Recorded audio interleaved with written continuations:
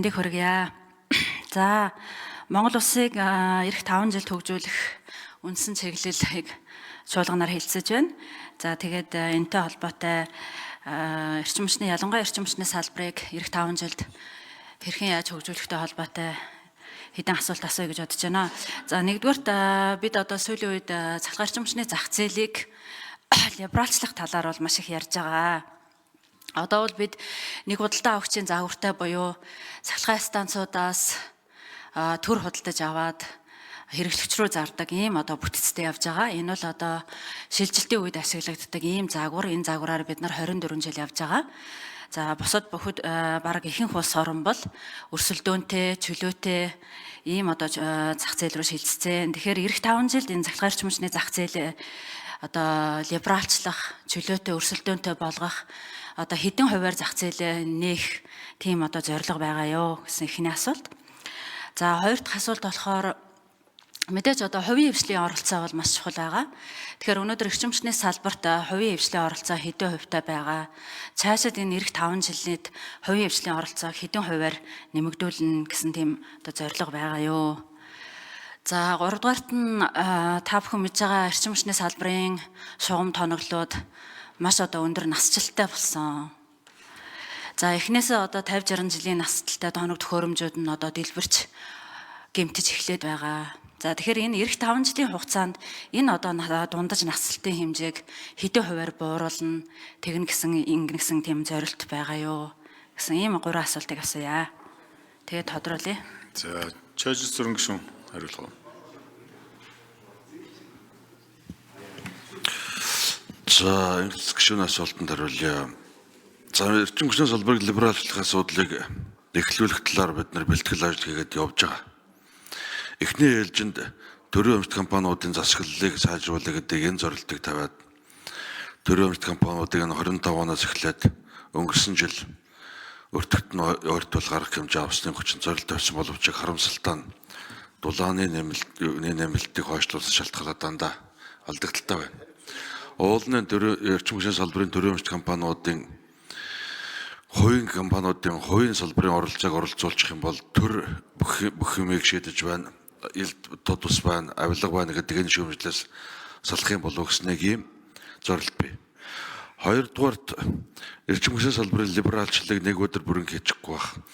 Танаар ахлуулсан ажлын хэсэг сүүлийн 15-6 сар бид нар бас та нарыг хүлээгээд байгаа. Та нарыг хөндлөж байгаа.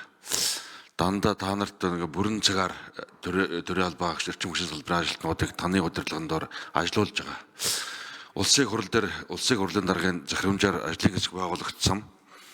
Энийг одоо засгийн газар хүндэтгэлтэй хандаад танаас бас ямар бодлого гардыг болов гэдэг энийг бол бас харж байгаа гэдгийг манай эрчим хүчний салбарын иймэрхүү байр суурьтай байгаа гэдгийг бас тандгэлээ.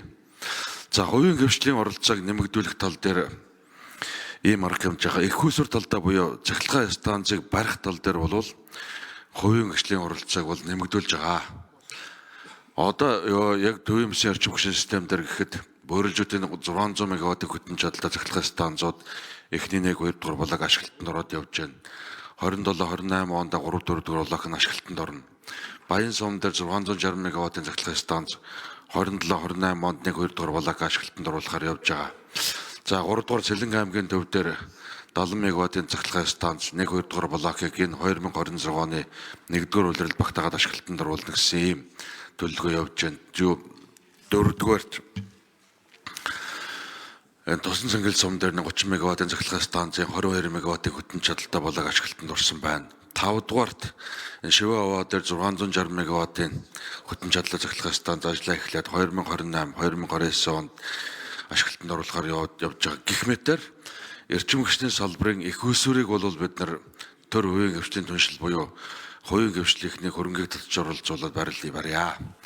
Дамжуулах шугамыг бол төрд хадгалъя гэдэг ийм зорилт тавиад явж байгаа. За дамжуулах шугамын тухайд бол хэд хэдэн төслийн арга хэмжээнүүдийн төлөвлөгөөн дээр 5 жилийн төлөвлөгөөнд суусан. Эхнийх нь багнуураас чойр хүртэлх цахилгаан дамжуулах 220 кВт-ийн агаарын шугам дэд станцын өргөтгөл байна. Чойр сайн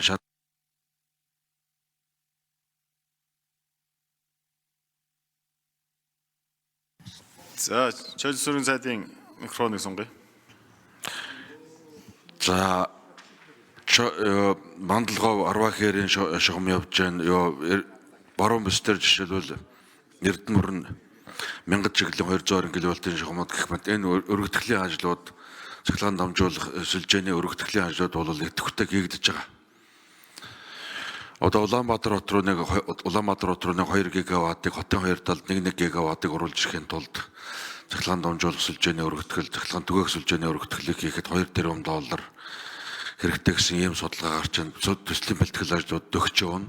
Их усүр шийдэгдсэн гэх мэт ийм ажлууд хийгдэж байгаа гэдгийг бас хэлье. За. Игцэг шүн тодруулъя. За тэгэхээр Монгол улсын эрчим хүчний салбарыг эх 5 жил хөгжүүлэх энэ одоо үндсэн чиглэл дээр цахилгаан эрчим хүчнийхээ зах зээлийг либералчлах нэг ч одоо үг хэсэг байхгүй байгаа. Тэгэхээр өөрөөр хэлбэл салбар нь эрчим хүчний яам нь засгийн газар нь зах зээлээ одоо либералчлах ийм одоо хүсэл сонирхолгүй байгаа энэ нөхцөлд энэ одоо бодлогыг хэрэгжүүлэх бодлого нь байхгүй байгаа энэ нөхцөл зах зээлийг либералчлах хууль эрхцээ орчин бичигдэнэ гэсэн ойлголт байхгүй. За өнгөрсөн хугацаанд та бүхэн мэдж байгаа улсын хурал дээр ажлын хэсэг байгуулагдсан. За миний би өөрийнхөө одоо гишүүнийхээ төсвөөр тасралтгүй 4 одоо зөвлөхийг ажилуулж дулаан хангамжийн тухай анхдагч хуулийн төслийг боловсруулсан явж байгаа. За цахилгаан хангамжийн тухай анхдагч хуулийн төслийг боловсруулах гэхээр өөрөөр хэлбэл одоо эрчим хүчний яамнаас нь либералчлах ямар ч хүсэл сонирхол байхгүй. Яг одоо төр монопол одоо байгаа системээр явах ийм хүсэл сонирхолтой байгаа. За, дахин тодруулъя. Ямар ч боломжгүй байгаа. За дээрэс нь ерөөсөө энэ салбарын хууль эрх зүйн орчныг сайжруулад явах үндсэн үүрэг бол эрчим хүчний яамны үүрэг. 2001 онд батлагдсан хоцрогдсон хуулиа өнөөдөр шинжлээгүй 24 жил явцсан. За тэгээд энэ одоо шинэ 126 гишүүнтэй улсын хурал анхудаа ажлын хэсэг байгуулад за ингээд дулаан хангамжийн тухай хуулийг босруулсан. За одоо тэгээд цаашаа цахилгаан хангамжийн тухай хууль гэхээр энэ одоо салбар нь энэ засгийн газар нь үнэхээр либералчлах сонирхол байхгүй тохиолдолд энэ хууль бичигдэнэ гэсэн ойлголт байхгүй. Эхлээд салбар нь бодлоготой үнэхээр ийшээ явнаа. Ядаж одоо зах зээлийнхаа бид нар 5%-ийг энэ 5 жилийн хугацаанд либералчлая гэдэг бодлого нь гарч иж тэр бодлогыг хэрэгжүүлэх хууль нь бичигдэнэ.